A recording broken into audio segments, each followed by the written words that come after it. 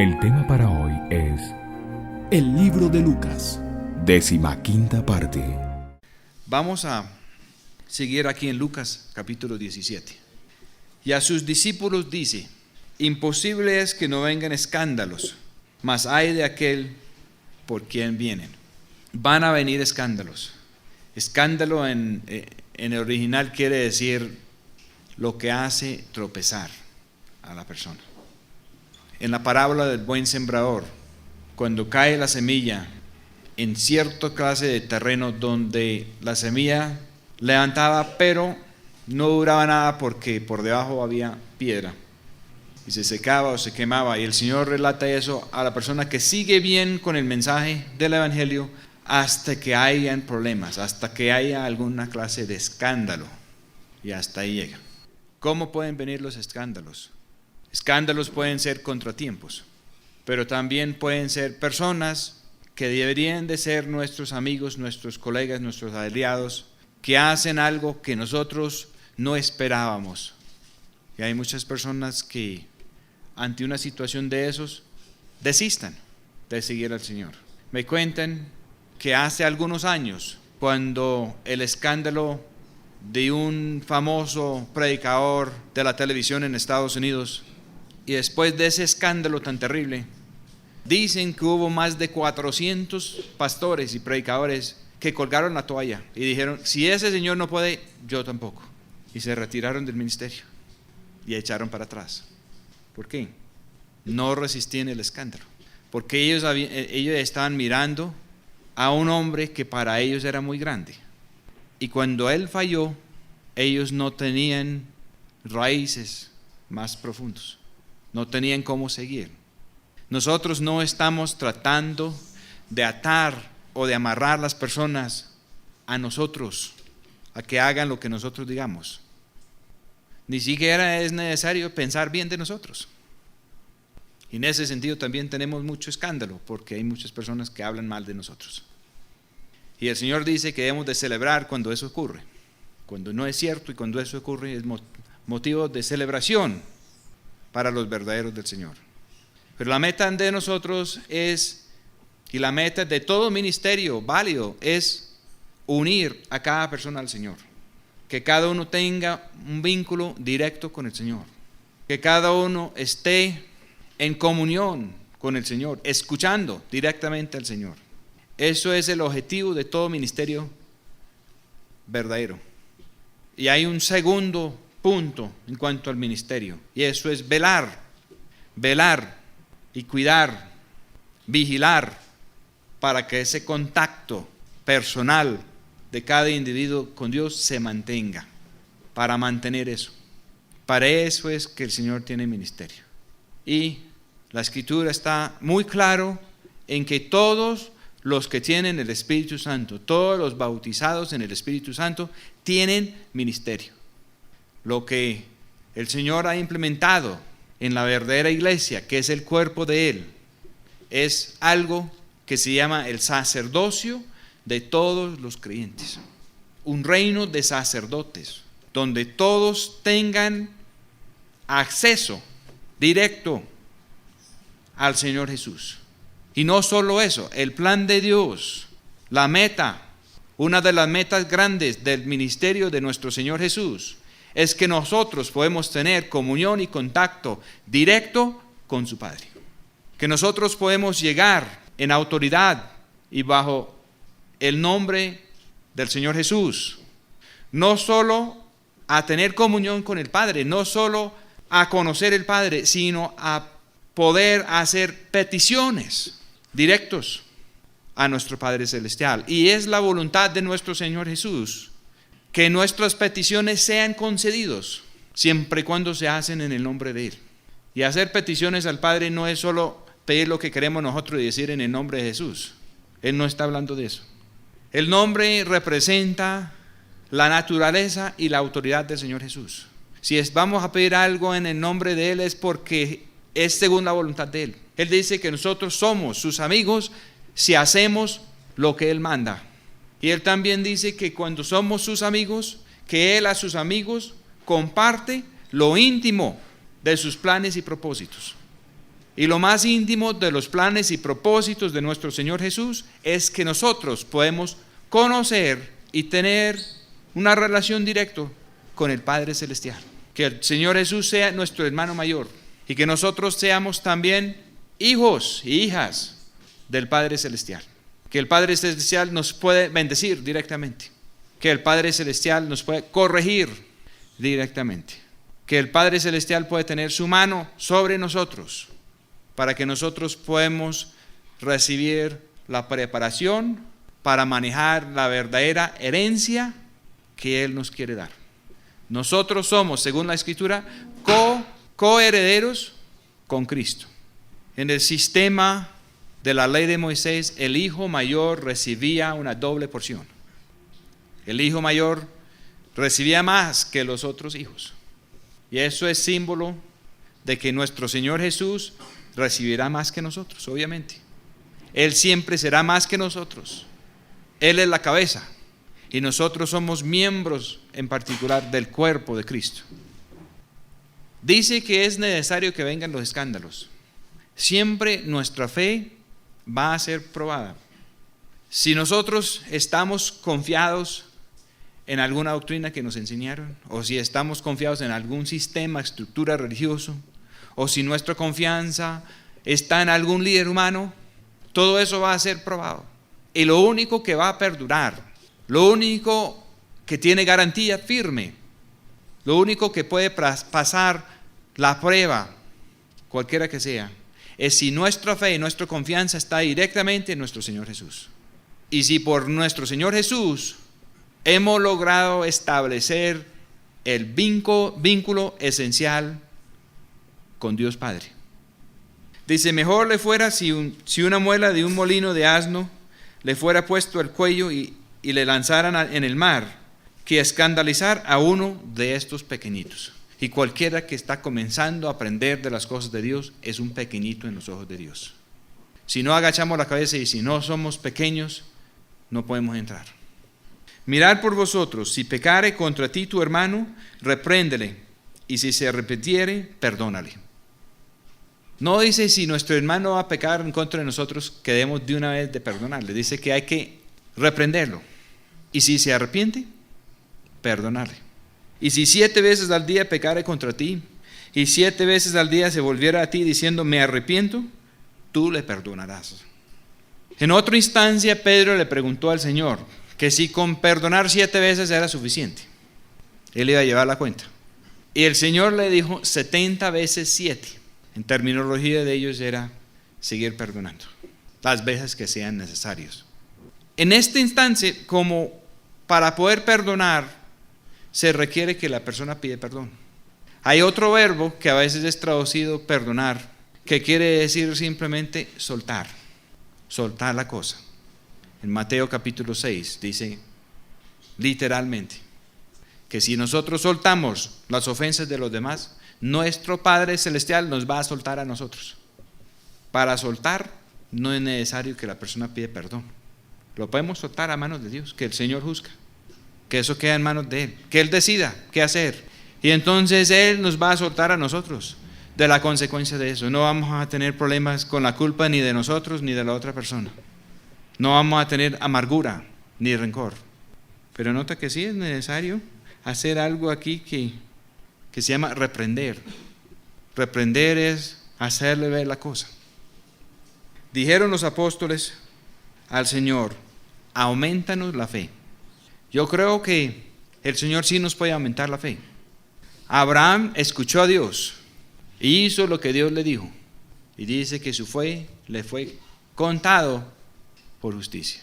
¿Por qué? Porque creyó.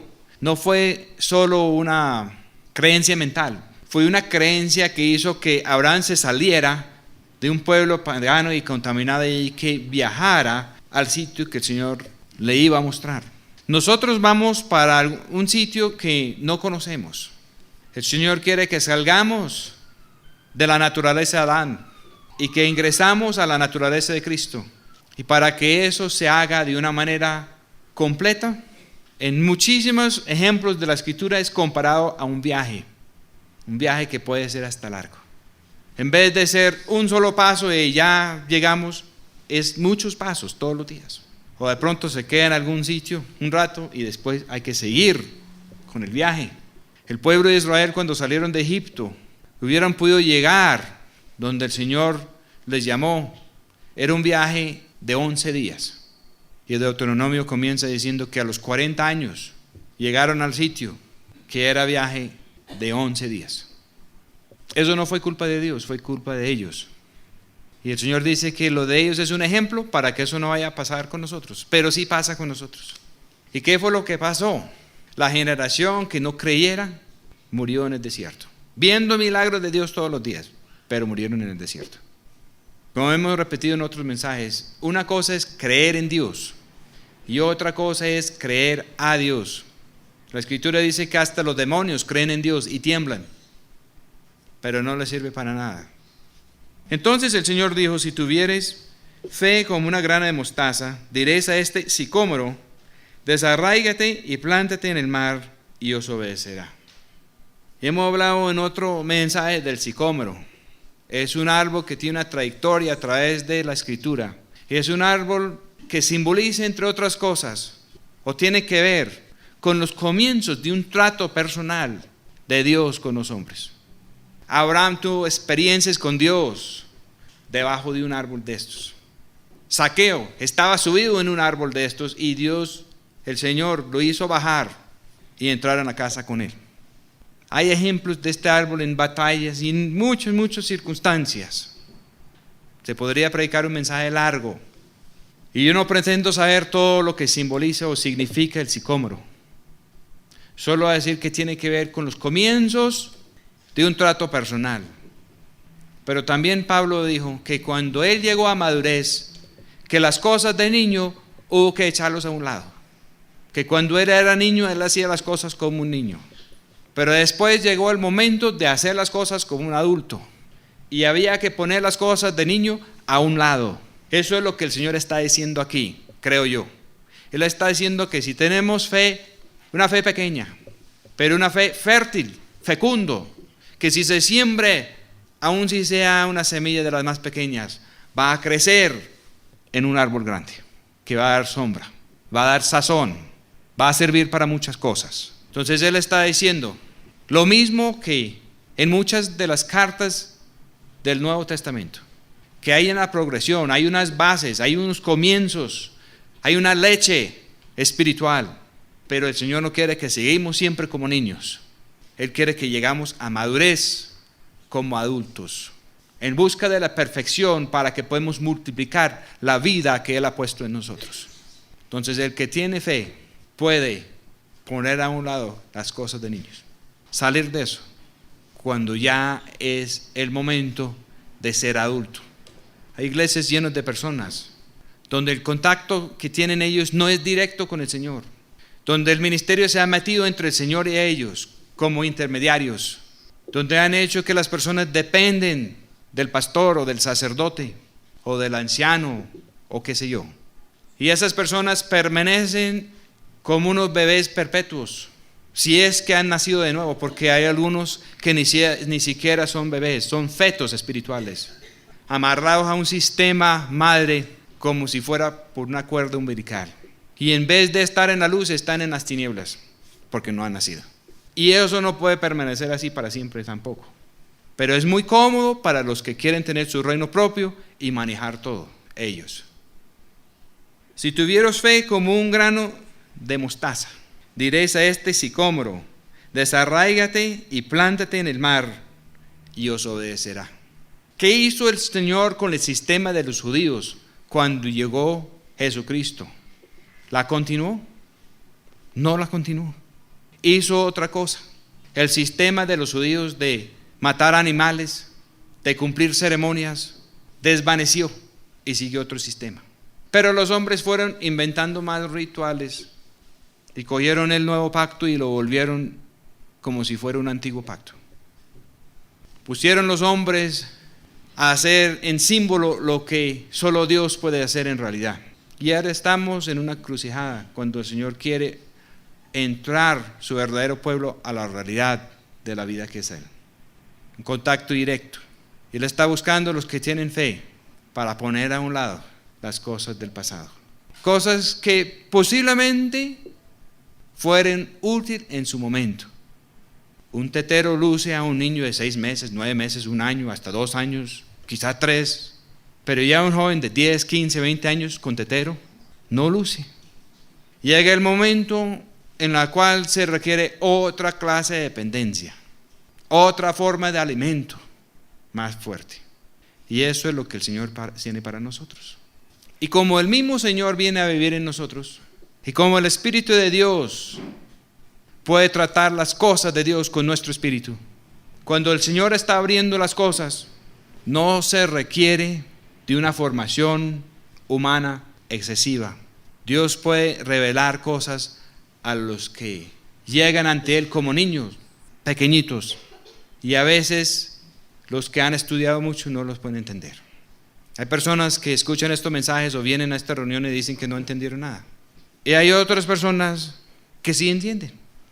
Hay personas que entienden que uno pensará que seguramente no pudieron entender nada, y entendieron. Porque si se va a entender o no, tiene que ver si el Señor decide abrir eso o no. Si el Señor decide revelar eso o no. Y el Señor puede revelar cosas a unos y no revelarlos a otros. Y los que son muy soberbios y muy creídos, casi siempre no reciben esa clase de revelación. ¿Quién de vosotros tiene un siervo que ara o apacienta, que vuelto el campo le diga luego: pasa, siéntate a la mesa? ¿No le dice antes: adereza que cene, y arremángate y sírveme hasta que haya comido y bebido, y después de esto come tú y bebe? ¿Da gracias al siervo porque hizo lo que había sido mandado? Pienso que no. Así también vosotros, cuando hubiereis hecho todo lo que os es mandado, decir: siervos inútiles somos, por lo que debíamos hacer, hicimos. ¿Qué es lo que debemos de hacer? ¿Qué es lo que debemos de hacer? Pues parece que es claro que hemos de poner nuestra fe y nuestra confianza en el Señor Jesús. Y si ponemos nuestra fe y nuestra confianza en el Señor Jesús, entonces estamos para hacer lo que Él nos diga. Y pasa algo raro con Él, porque si nosotros comenzamos a hacer lo que Él nos dice, podemos pasar del ámbito del siervo al siervo que solo recibe órdenes y no necesariamente recibe la explicación acerca de qué ni por qué, sino que si nosotros comenzamos a hacer la voluntad del Señor, Él puede sacarnos del ámbito de los siervos y meternos en el ámbito de los amigos. Porque los verdaderos amigos del Señor siguen sirviendo al Señor y lo hacen de corazón. Y aconteció que yendo Él a Jerusalén, pasaba por medio de Samaria y de Galilea. Samaria era el sitio donde vivían unas personas residuos del reino del norte de Israel que habían entrado en mucho paganismo, en muchos problemas. La mayoría habían sido llevados cautivos, unos pocos quedaron, y otras personas de otra parte vinieron y se quedaron ahí.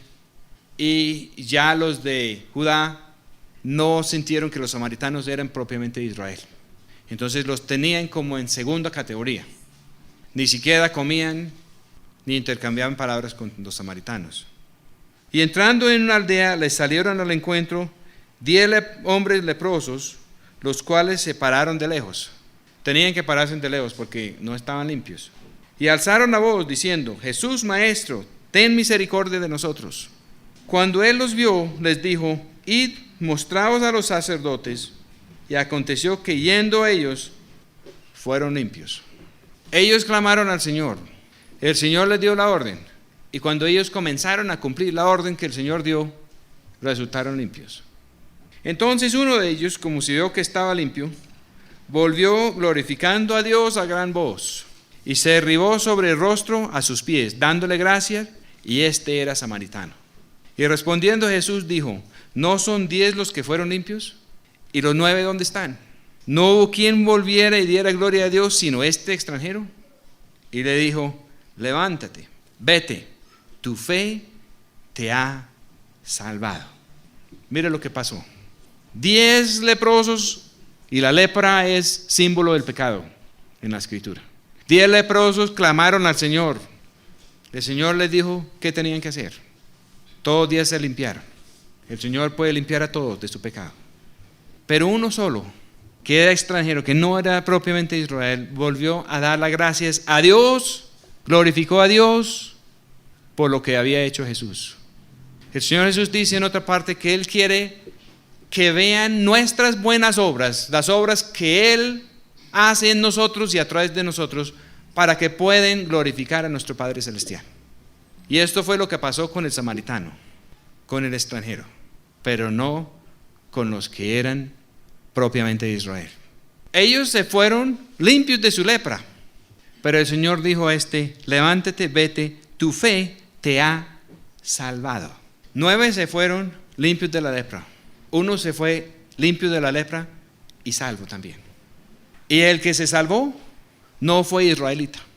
Y desde niños pequeños ellos habían sido enseñados en casi toda ocasión de que la salvación era exclusivamente por medio de los judíos. Temprano en el ministerio del Señor Jesús vemos esta situación con los samaritanos. Antecitos de esto el Señor había dado la parábola del buen samaritano.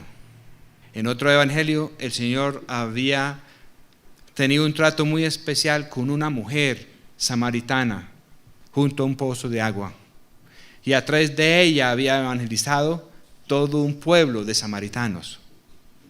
Y le dijo, levántate, vete, tu fe te ha salvado. ¿Cuál fe? Pues el hecho de este hombre sabía que Dios había intervenido en su vida de tal manera que él quería reconocer eso. Y se regó y adoró al Señor Jesús en acto de obediencia, en acto de querer estar bajo el reino y el gobierno de Jesús. En el caso de Zaqueo fue interesante también. Ninguno de estos hombres hicieron la tal oración del pecador. Cada uno fue diferente.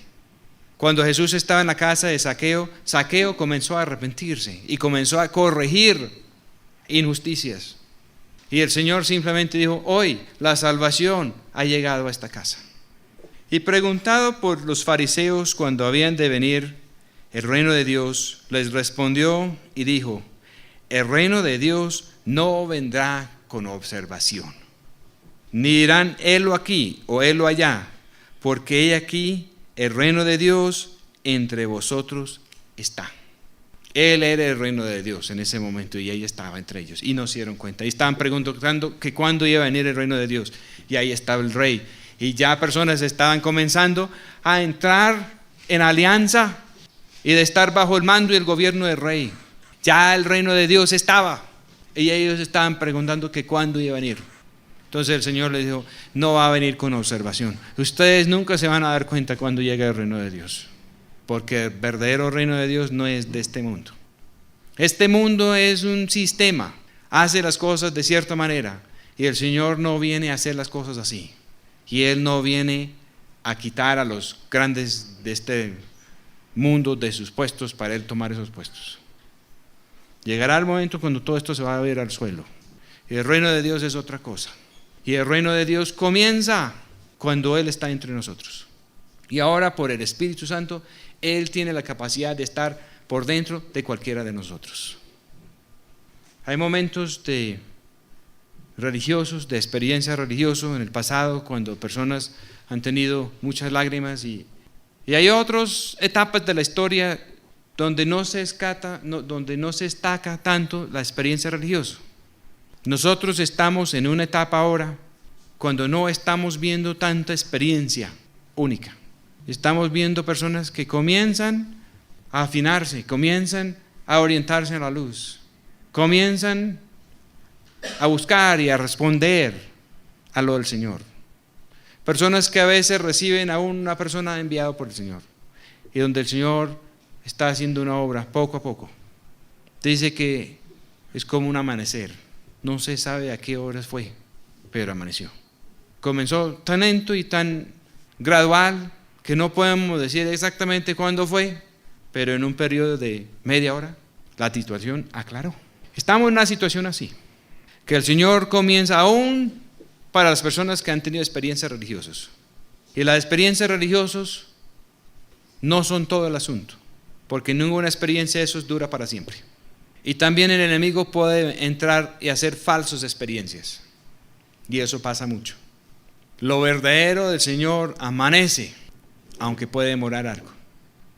El reino de Dios no vendrá con observación, ni dirán helo aquí o helo allá, porque he aquí el reino de Dios entre vosotros está. Y dijo a sus discípulos: días vendrán cuando desearéis ver uno de los días del Hijo del Hombre, y no lo veréis. Y os dirán helo aquí o helo allá, no vayáis ni lo sigáis. Porque como el relámpago que resplandece de la región de debajo del cielo, resplandece en lo que está debajo del cielo, así también será el Hijo del Hombre en su día. Viene el día del Señor, cuando las cosas van a ser bien claras para todos. Estamos finalizando el día del hombre, cuando el Señor puede aclarar las cosas por dentro de cada persona. Pero el sistema de este mundo sigue en tinieblas espirituales. Y eso va a seguir así hasta que el Señor decida, hasta que entre el día del Señor. Y dice que ese día sí va a ser como un relámpago. El problema es que los que esperen ese día, los que no han buscado al Señor antes de ese día, van a tener problemas. No les va a ir bien. No van a poder sostenerse.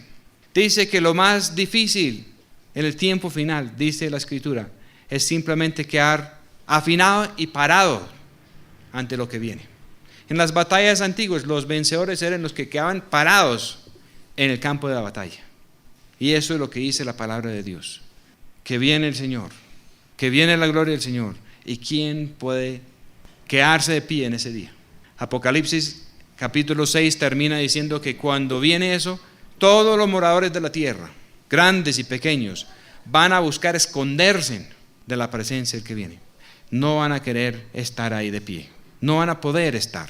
Así también será el Hijo del Hombre en su día, como un relámpago que ilumina por todas partes. ¿Por qué? Porque ya va a ser un cuerpo de muchos miembros, que Él ha limpiado. Todos que están en comunión con el Padre Celestial. Mas primero es necesario que padezca mucho y sea reprobado de esta generación. ¿De cuál generación?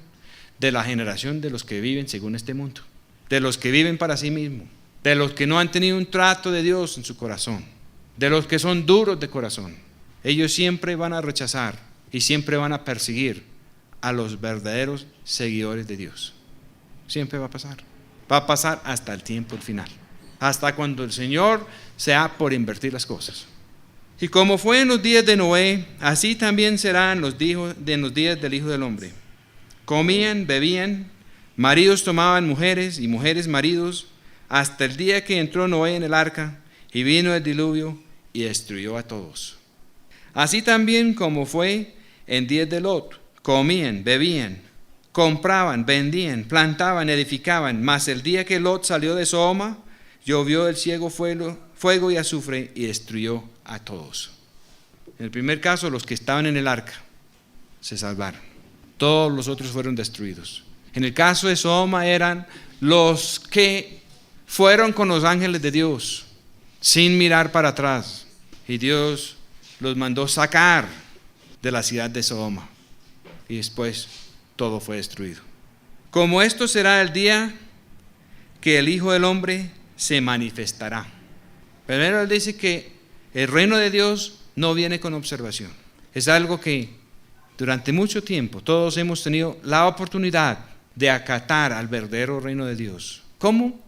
Acatando al Rey, que es nuestro Señor Jesús. Pero Él comienza a reinar y a hacer su gobierno por dentro de nosotros. Entonces no viene fácil de observar. Viene con un incremento poco a poco, como un amanecer en cada uno.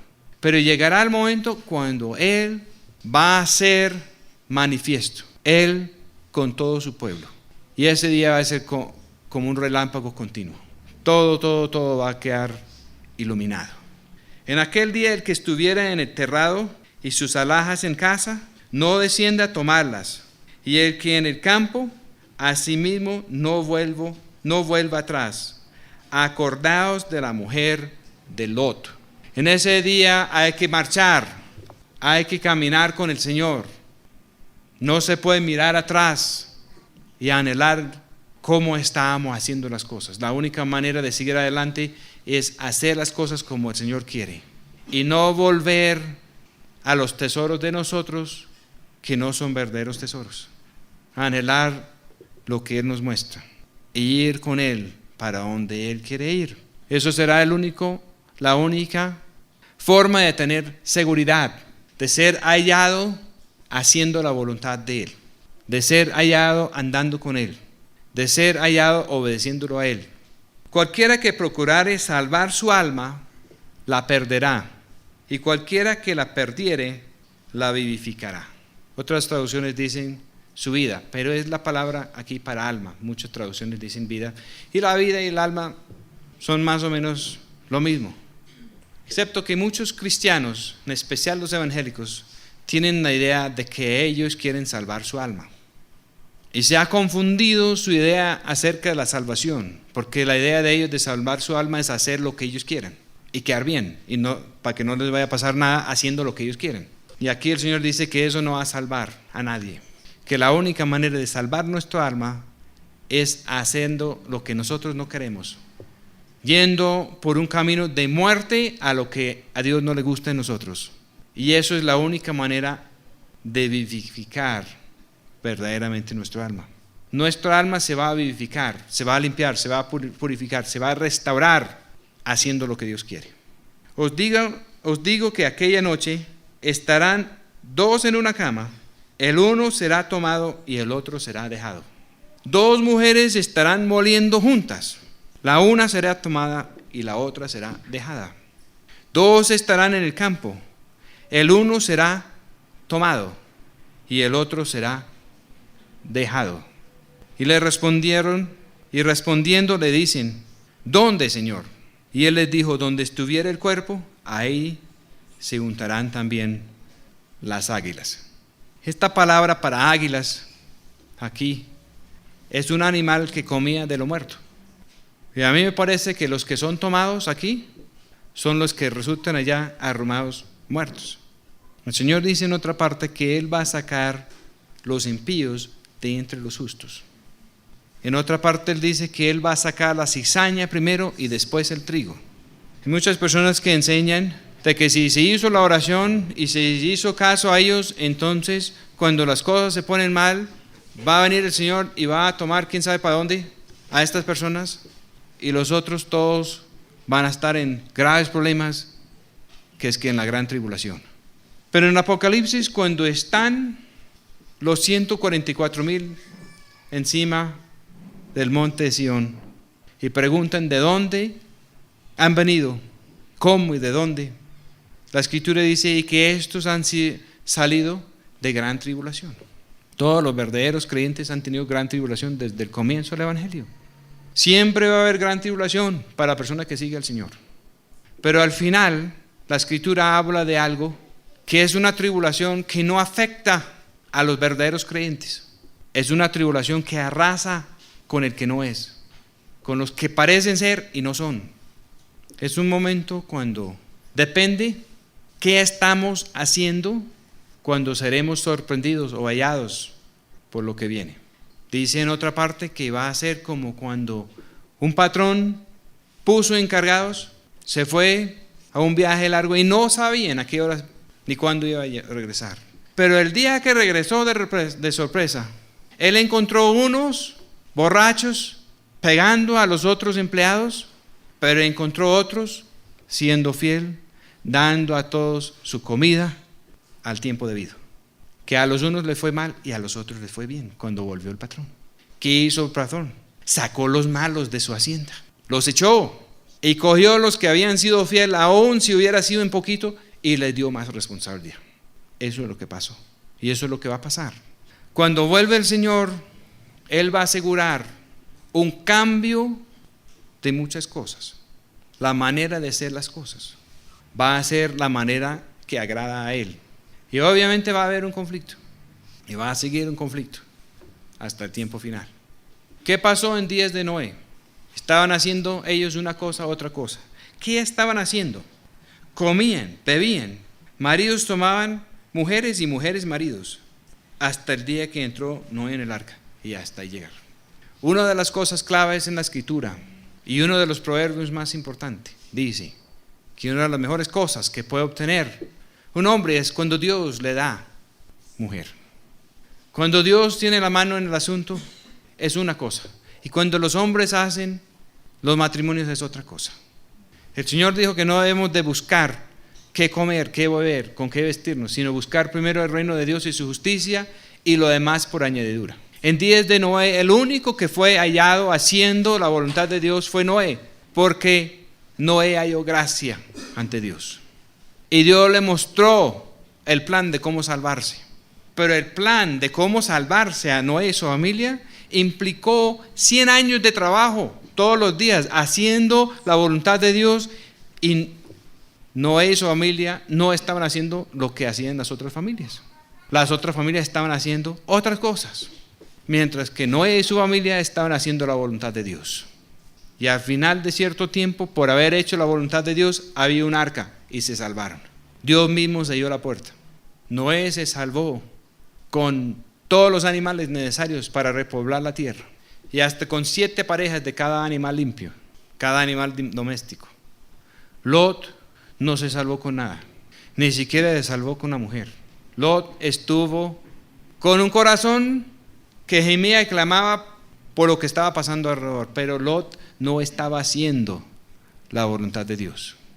Lot iba a casar sus 2 hijas con los paganos de allá. Ellos no creyeron a los ángeles de Dios.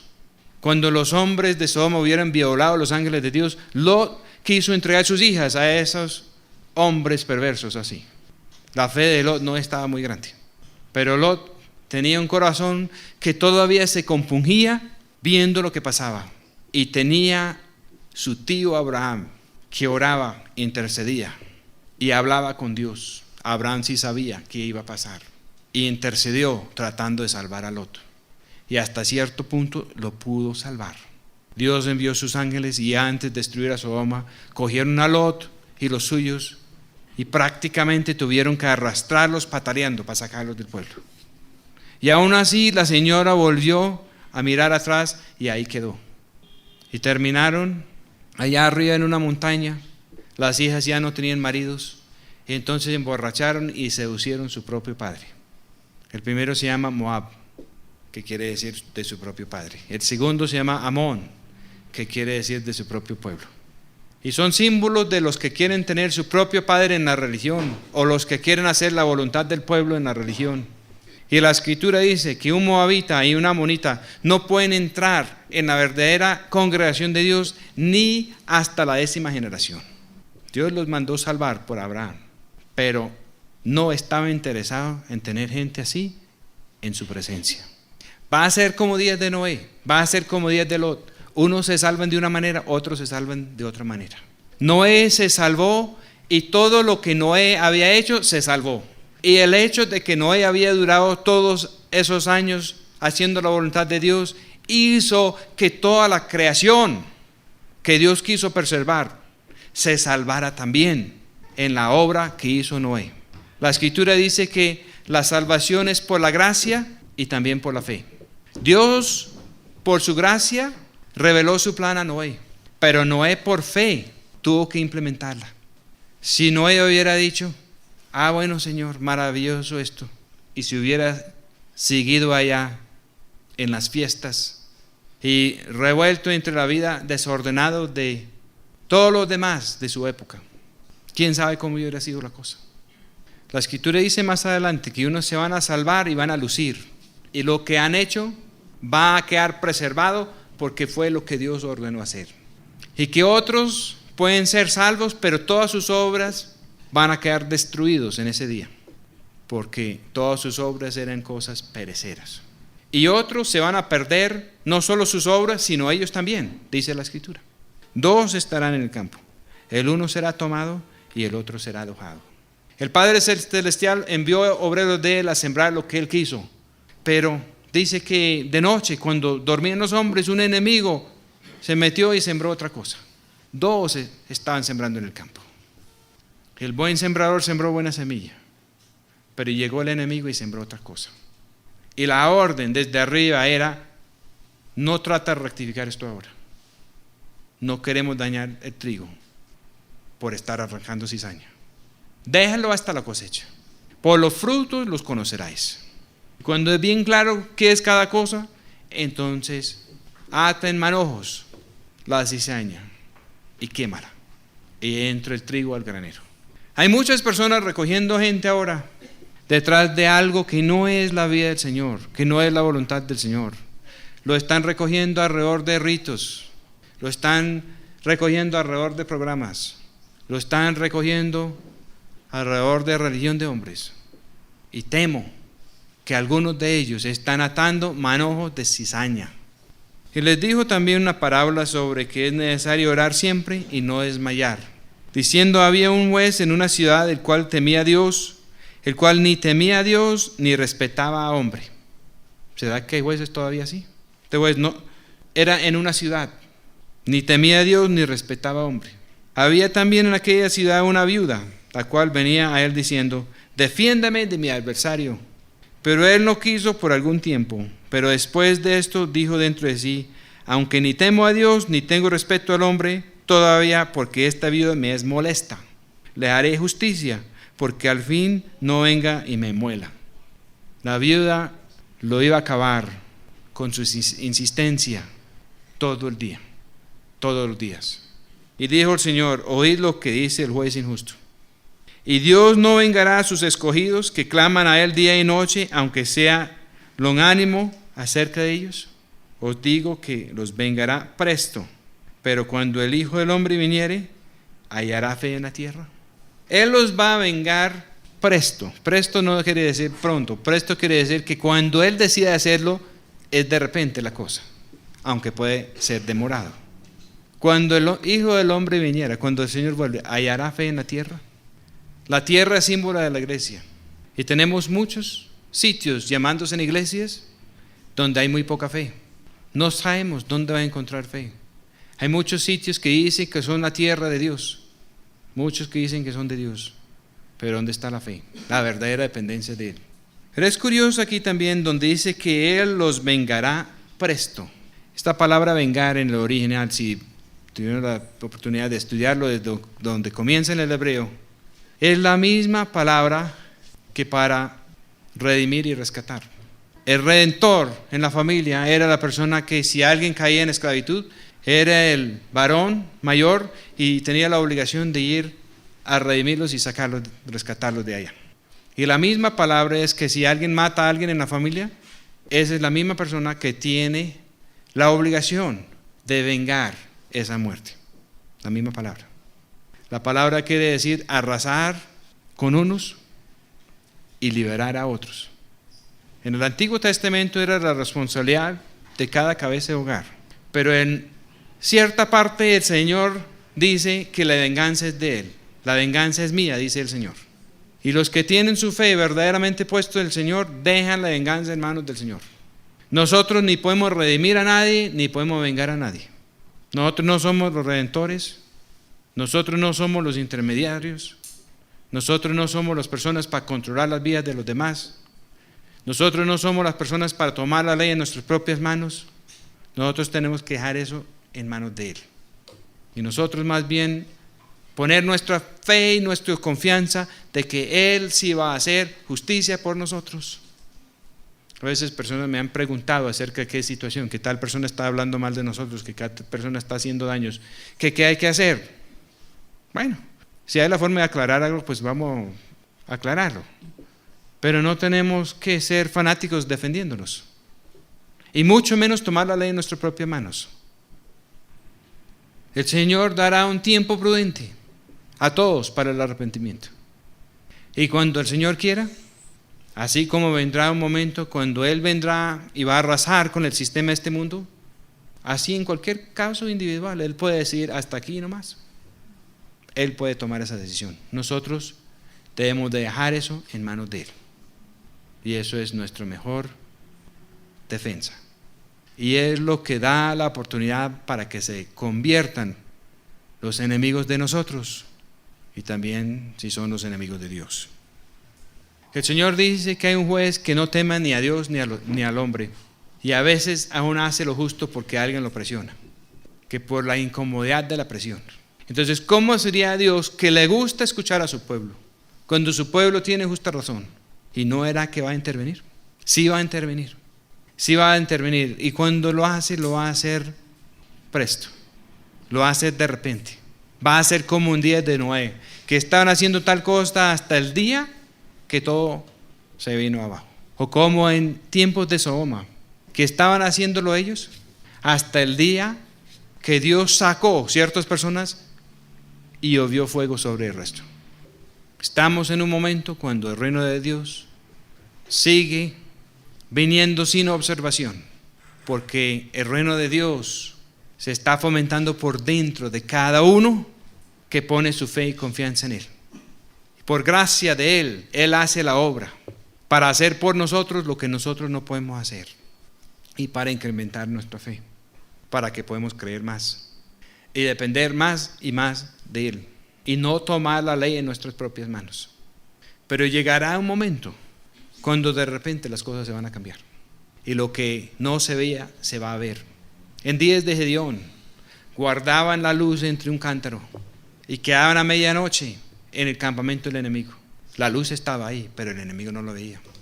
El enemigo estaba en lo suyo y estaban dormidos y los guardias no estaban muy atentos hasta cuando se reventaron los cántaros y se brilló la luz por todas partes y la trompeta y la consigna y se acabaron entre ellos mismos. El reino de Satanás es así. El reino de Satanás siempre ha sido inestable. La política de este mundo tiene izquierda, tiene derecha. Los católicos tienen diferentes corrientes de teología, los evangélicos tienen diferentes corrientes. Las guerras religiosas que se han librado no han sido pocos. Muchos países, la mayoría de los países del mundo no han tenido paz duradero, nunca. Han tenido muchos años de conflicto abierto, intercalado con cortos periodos de falsa paz. Y en la falsa paz la gente solamente se van haciendo preparaciones para volver a pelear. ¿En qué estamos? ¿Estamos en una paz verdadera o en una falsa paz? Donde no reine el príncipe de la paz es falso. Pero Él puede reinar desde adentro de cada uno de nosotros. Y si aún nadie más está en paz, nosotros podemos estar en paz en medio de cualquier situación. Hasta el día que Él decida imponer la paz. ¿Cómo va a imponer la paz? Imponiendo la luz y la presencia de Él por todas partes. ¿Cómo va a imponer la paz? Sacando a los impíos de entre los justos. Eso es lo que Él va a hacer. Por supuesto hay escrituras que dicen que cuando Él vuelve que nosotros lo vamos a recibir. Lo vamos a recibir. Como cuando alguien viene y alguien sale a recibirlo y sigue con Él hasta el destino. Y dice la escritura que cuando Él termina su día, al final, cerca del final del Apocalipsis, dice Juan que Él miró y la tierra y el cielo que habían antes ya no se hallaba por ningún lado. Ya todo era hecho nuevo. Eso es el plan de Él. Él está haciendo una nueva creación. Lo primero de esa nueva creación, primicia de primicias, dice la escritura, es nuestro Señor Jesús. Y Él quiere que nosotros seamos parte de la nueva creación. Nuevos deseos, nuevo ánimo, nuevas metas, nuevos sentimientos, nuevo corazón, porque Él va a morar en su pueblo, que seamos nosotros. Vamos a orar. Señor, ayúdanos a no desmayar, ni dejarnos atribular, ni achantar con lo que está sucediendo alrededor de nosotros, sino que a medida que estas cosas, estos problemas, el desorden, la violencia incrementa, que podemos levantar nuestra cabeza sabiendo que nuestra redención se acerca, que podemos ser probados, Señor, y ser hallados haciendo la obra suya con nuestra fe donde tiene que estar. Permita, Señor, que podamos tener y mantener contacto directo y que podemos, Señor, servir en algo para que los demás puedan tener también una relación directa. Pedimos esto en el nombre de nuestro Señor Jesús. Amén.